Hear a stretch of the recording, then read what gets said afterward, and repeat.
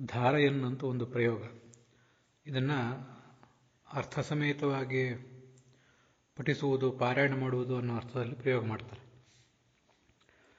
ಹರಿವಂಶ ಪರ್ವದ 34ನೇ ಅಧ್ಯಾಯ, ಅಲ್ಲಿ 41ನೇ ಶ್ಲೋಕ. ವೃಷ್ಣೇಹೇ ತ್ರಿವಿಧಮೇತತ್ತು ಬಹುಶಾಖಂ ಮಹೌಜಸಂ ಧಾರಯನ್ ವಿಪುಲಂ ವಂಶಂ ನಾನಾರ್ಥೈರಿಹ ಯುಜ್ಯತೆ ಅಂತ ಶ್ಲೋಕ. ಮಾನವೇ ಧಾರಣ ಕರ್ತಾ ಹೇ ಅಂತೇಳಿ ಹಿಂದಿಯಲ್ಲಿ ಅನುವಾದಿಸ್ತಾರೆ. ಅದನ್ನು ಅರ್ಥ ಸಮೇತವಾಗಿ ಪಾರಾಯಣ ಮಾಡುವುದು, ಪಠಿಸುವುದು ಅಂತ ಅದಕ್ಕೆ ಅರ್ಥ. ಇಲ್ಲಿ ಧಾರಯನ್ ಅಂತ ಏನು ಕ್ರಿಯಾಪದ ಇದೆ, ಇದು ನಿಜಂತ ಅಲ್ಲ.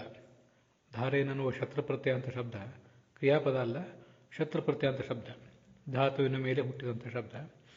ಆದರೆ ಇದು ನಿಜಂತಾತ ಶತ್ರುಪ್ರತ್ಯಯ ಅಲ್ಲ. ಕರೋತಿ ಅಂದರೆ ಮಾಡುತ್ತಾನೆ, ಇದು ಅಣಿಜಂತ. ಕಾರಯತಿ ಮಾಡಿಸುತ್ತಾನೆ, ಇದು ನಿಜಂತ, ಎಲ್ಲರಿಗೂ ಗೊತ್ತಿದೆ. ಕಾರಯತಿ ಅಂತ ಅನ್ನೋದ್ರ ಮೇಲೆ ಮತ್ತೆ ಶತ್ರುಪ್ರತ್ಯಯ ಬಂದಾಗ ಕಾರಯನ್ನಾಗ್ತದೆ. ಆದರೆ ಇಲ್ಲಿರುವ ಧಾರಯನ್ ಅನ್ನೋದು ನಿಜಂತ ಅಲ್ಲ. ಇದನ್ನು ಇನ್ನೊಬ್ಬರಿಗೆ ತೊಡಿಸಿದವನು, ತೊಡಿಸುತ್ತ ಅಂತ ಅರ್ಥ ಅಲ್ಲ ಅದಕ್ಕೆ. ಸ್ವಯಂ ತಾನು ಧಾರಣೆ ಮಾಡುವುದು ಅಂತಲೇ ಅದಕ್ಕೆ ಅರ್ಥ. ಆದ್ದರಿಂದ ಈ ನಮಗಿರುವಂಥ ಧನ್ಯ ಧಾರಣೆ, ಧರತಿ ಅಂತ ಏನಿದೆ, ಧರತಿ ಅನ್ನೋದಕ್ಕೆ ಏನರ್ಥವೋ ಧಾರೆಯನ್ನು ಅನ್ನೋದಕ್ಕೂ ಅದೇ ಅರ್ಥ. ಇಲ್ಲಿರುವ ಧಾರೆಯನ್ನು ಅನ್ನೋದಕ್ಕೆ ಧನ್ಯ ಧಾರಣೆಯ ಧಾತುವನ್ನು ತೆಗೆದು ನೋಡಿದರೆ ಅಲ್ಲಿ ಧಾರೆಯನ್ನು ಅನ್ನೋದಕ್ಕೆ ಇನ್ನೊಬ್ಬರಿಗೆ ತೊಡಿಸಿ, ತಾಯಿಯು ಮಗುವಿಗೆ ವಸ್ತ್ರವನ್ನು ತೊಡಿಸುತ್ತಾಳೆ.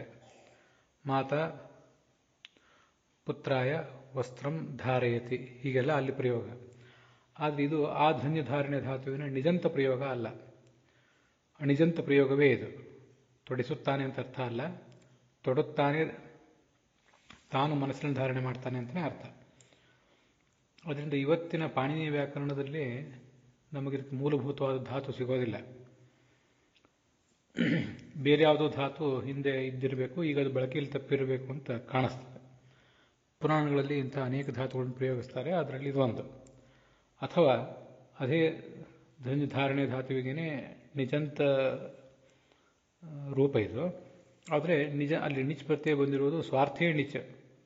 ಧರತಿ ಅನ್ನೋದಕ್ಕೆ ಏನರ್ಥವೋ ಧಾರಯತಿ ಅನ್ನೋದಕ್ಕೂ ಅದೇ ಅರ್ಥ. ತೊಡುತ್ತಾನೆ, ತೊಡಿಸುತ್ತಾನೆ ಅಂತ ಬಂದಾಗ ಅದು ವಾಸ್ತವಿಕವಾಗಿ ನಿಜಂತದ ಮೂಲ ಅರ್ಥ. ಆದರೆ ಅರ್ಥ ಬದಲಾಗದೆ ಹೋದರೆ ಅದು ಸ್ವಾರ್ಥೇ ನಿಜಂತ ಅಂತ. ಹೀಗೆ ಅದನ್ನು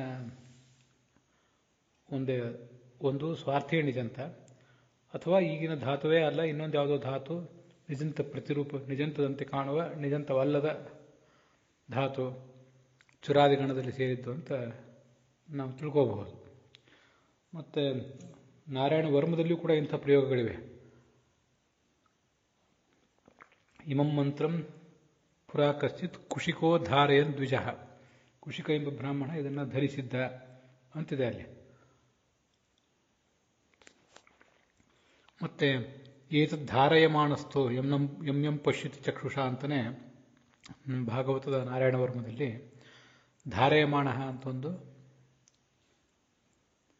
ಧಾರಯನ್ ಅಂತ ಒಂದು ಪ್ರಯೋಗ, ಹೀಗೆ ಎರಡು ಪ್ರಯೋಗ ಕಾಣಿಸ್ತವೆ.